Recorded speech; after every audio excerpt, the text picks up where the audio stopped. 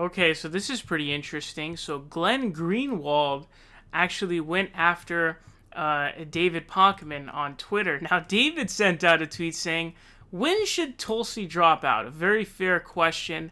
Not exactly that David has been very fair to the Tulsi Gabbard campaign, if at all, to be quite frank with you.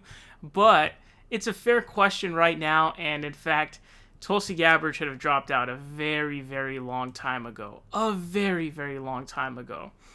And so Glenn says, not sure why so many establishment liberals like D. Pakman are so eager to drive the last non-white Democratic presidential candidate from the race, a woman of color no less, but it seems odd and not really in keeping with standard Democratic Party discourse. And then David Pakman responds saying, I'm not looking through identity. I'm not a Democrat, thus unsure about the relevance of Dem Party discourse. I see someone without a path to any delegates and wonder when she's getting out. If you force identity issue, I'm voting for the guy who'd be the first Jewish nominee in history. And then Glenn says, great, wasn't aware you had endorsed Bernie, and judging by the replies, lots of your audience wasn't either. There are reasons for candidates to continue to run besides the cliched path to victory. Tulsi's running to highlight FP issues in a way that nobody else can/will. So, Glenn is dead wrong here about the whole Tulsi Gabbard thing.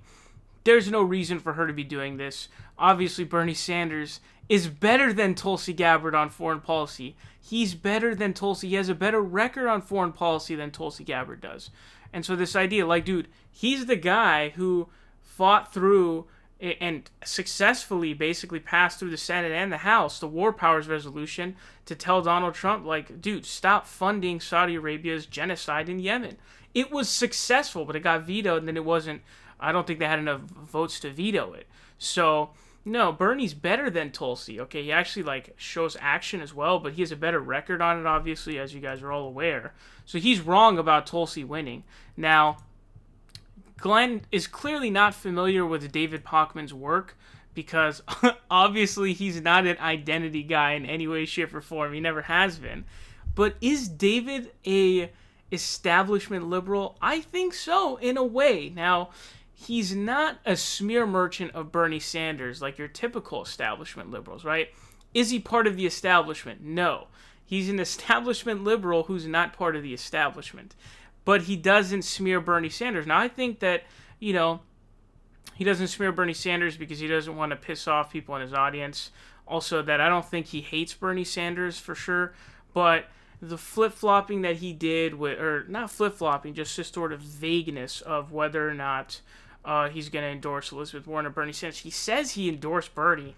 I didn't hear him endorsing Bernie. I don't know when he's talking about that, especially when he went so long basically saying he's not going to do that. He's talked about how he's vote blue no matter who, which is a crock of shit. And then he's also, in the past, he's literally in his Biden coverage said that he's not criticizing Joe Biden for having a fundraiser with a Comcast executive.